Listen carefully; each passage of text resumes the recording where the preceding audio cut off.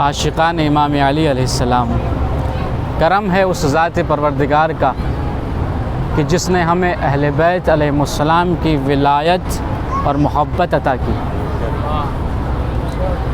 उस मोहसिन का एहसान है कि जिसने हमें अली की विलायत पर बरकरार रखा।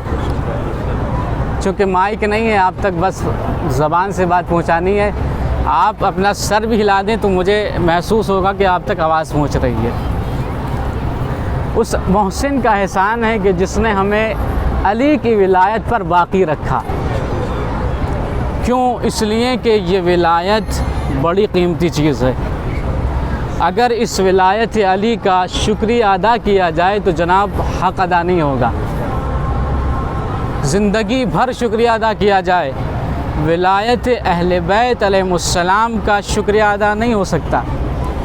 इसलिए कि यही विलायत अहले बैत वो दुर है, वो जौहर है कि जिसकी कीमत दुनिया का कोई जौहरी नहीं बता सकता। थोड़ा थोड़ा बोलते रहेंगे।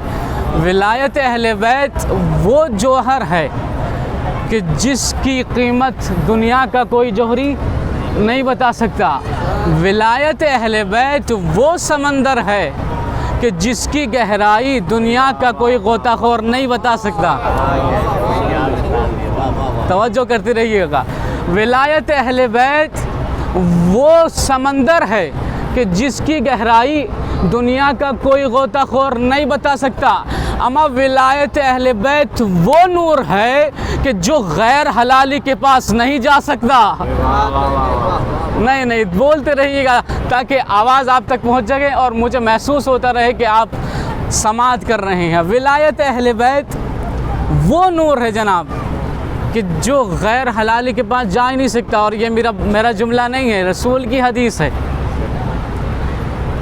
वो नूर है कि जो गैर हलाली के पास नहीं, फ़कत हलाल ज़्यादा अहले बैत से मोहब्बत करता है। अमा यही तो विलायत है जो दिलों को नूरानी बना देती है। यही तो विलायत है जो जाहिल को आलिम बना देती है। अमा यही तो विलायत है जो फ़कीर को गनी बना देती है।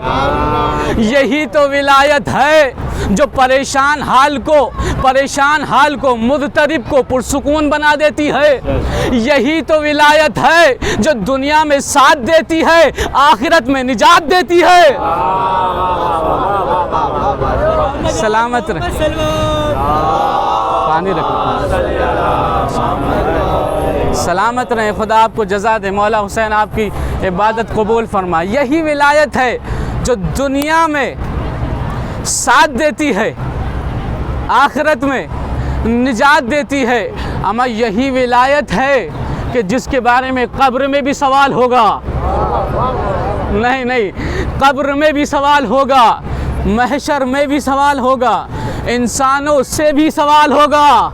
हाय हाय हाय, थोड़ा आगे आ जाइएगा किबला, एक सलवात पढ़े मोहम्मद वाले में।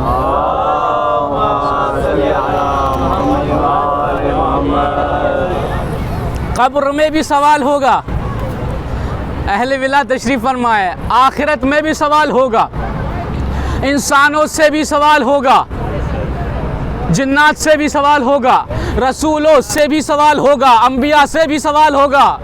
यह जुमला पलट के ये कह दूं कि यही विलायत है कि जिसके बारे में आदम से भी सवाल होगा, नूह से भी सवाल होगा, ईसा जैसी भी।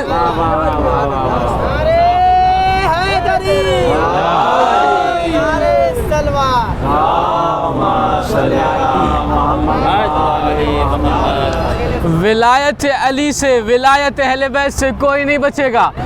और इसके लिए कुरान में, खुद कुरान ने फरमा दिया, अल्लाह ने कुरान में फरमा दिया, बिस्मिल्लाहिर्रहमानिर्रहीम, सुम्मा लतुसअलुन्ना यौमइज़िन अनिन नईम।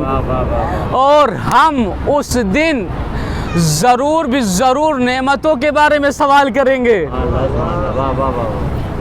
हम उस दिन ज़रूर भी ज़रूर नेमतों के बारे में सवाल करेंगे। आखिर ये नेमत कौन सी है? ये क्या नेमत है कि जिसके बारे में अल्लाह सवाल कर रहा है? क्या ये अक्ल है जिसके बारे में अल्लाह सवाल करेगा? क्या ये इंसान का जिस्म है जो अल्लाह ने अता किया है उसके बारे में सवाल करेगा? क्या ये रूह है जिसके बारे में अल्लाह सवाल करेगा?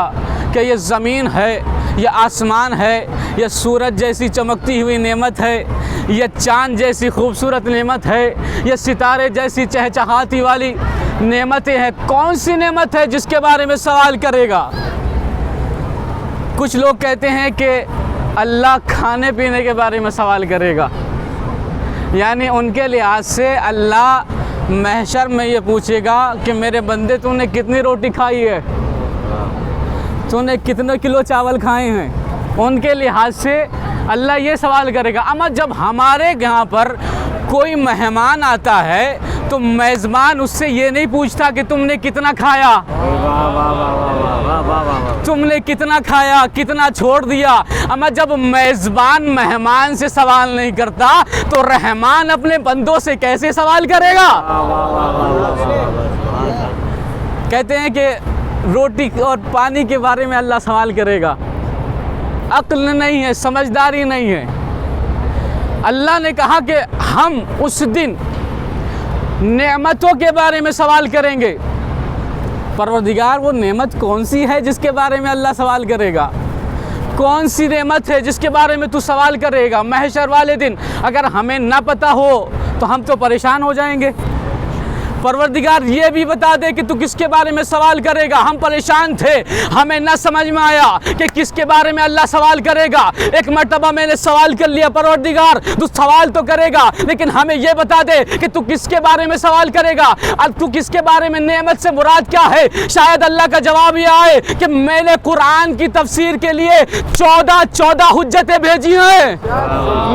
नहीं, तवज्जो कीजिएगा। मैंने कुरान की तफसीर के लिए 14 हुज्जतें भेजी है। मैंने ये सुनना था, मैंने सुनना था, दहलीज़ सैयदा पे सर झुका लिया। मैंने सवाल किया कि परवरदिगार किस बारे में सवाल करेगा, नेमत से मुराद क्या है? छठे इमाम ने आगे बढ़ के जवाब दिया, वल्लाहि मा हुवा ताम व शराब इल्ला, वल्लाहि मा हुवा ताम व शराब वलाकिन वलायतुना अहलल बैत। खुदा की कसम, नेमत से मुराद खाना पीना नहीं है, हम अहले बैत की विलायत है।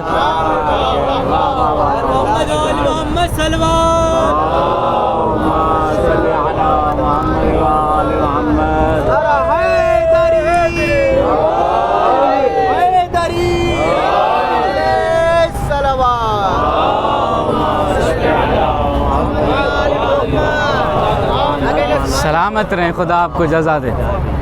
महशर में अल्लाह विलायत अहले बैत के बारे में पूछेगा। विलायत लाए हो या नहीं लाए हो?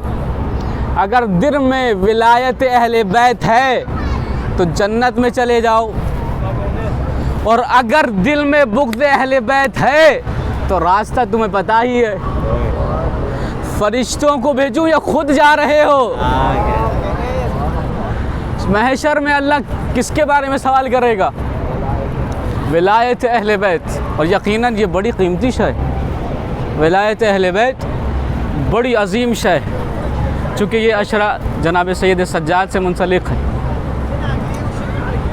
हर इमाम का, हर उस ज़ात का हक़ बनता है कि जिससे मखसूस अय्याम हो उसके बारे में बयान किया जाए। इमाम सैयद सज्जाद के बारे में मुझे बयान भी करना है, लेकिन मौजू छेड़ बैठा हूँ विलायत का। अब कितना अच्छा हो कि ज़ुबान सज्जाद की हो, मौजू विलायत अली हो। अब मैं आपके सामने एक वाक़या मैं पेश करना चाहता हूँ कि ऐसा वाक़या कि जो अहले मारिफत और अहले विलायत कबूल करते। बयान करने से पहले मैं हवाला भी पेश कर दूं ताकि किसी को शक व शुबा की गुंजाइश ना हो। तफसीर अहले बैत जिल्द नंबर 9 में लिखा हुआ है।